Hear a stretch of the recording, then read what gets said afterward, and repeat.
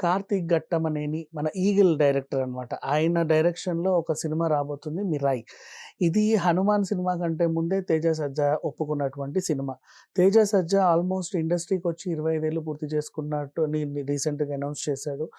అలాగే ఆ మధ్య కాలంలో 'సమంత బేబీ' సినిమాలో క్యారెక్టర్‌లో నటించి నెక్స్ట్ అలాగే 'అద్భుతం', 'ఇష్క్' అనే సినిమాలు తీసినా కూడా అంతగా గుర్తింపు రాలేదు. కానీ 'హనుమాన్' అనే సినిమా చాలా పెద్ద హిట్‌నిచ్చింది. దానికి బూస్టప్ ఇచ్చింది మాత్రం 'జాంబిరెడ్డి' సినిమా. 'జాంబిరెడ్డి' బాగా హిట్ అయిన తర్వాత 'హనుమాన్' ఇంకెక్కడికో తీసుకెళ్ళిపోయింది ఆయన్ని.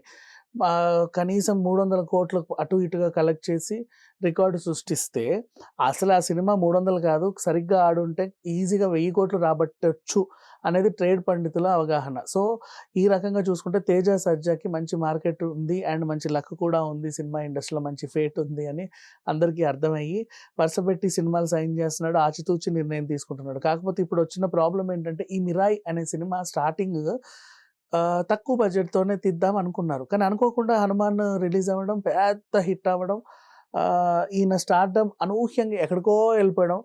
హార్డ్‌లీ ఇంకొక 1, 2 సినిమాలు చేసి ఇంకా 100,00,00,000 సినిమాలు పాన్ ఇండియా సినిమాలే చేస్తాడని అనుకోవచ్చు. పాన్ ఇండియా అంటే గుర్తొచ్చింది 'హనుమాన్', నాట్ ఓన్లీ తెలుగు, అన్ని లాంగ్వేజెస్‌లో పెద్ద హిట్. సో, ఇప్పుడు ఇతనికి పాన్ ఇండియా మార్కెట్ కూడా ఏర్పడింది. సో, పాన్ ఇండియా మార్కెట్‌ని తగ్గట్టుగా సినిమాలు ఎంచుకోవడంలో ఈయన నిమగ్నమయ్యాడు. బట్ 'మిరాయి' మాత్రం అలా ఉండిపోయింది. ఈ 'మిరాయి' ఎందుకొక మామూలు సినిమాలా మిగిలిపోవాలని దీన్ని గూడా అద్భుతంగా తీయొచ్చని చిన్న చిన్న మార్పులు చేరుస్తూ, ఇప్పుడు ఈ సినిమాని పాన్ ఇండియా లెవెల్‌లో మళ్ళీ 50,00,00,000 అంటే ఇప్పుడు 40, 40 అంటే అటు ఇటు అంతే అవుతది.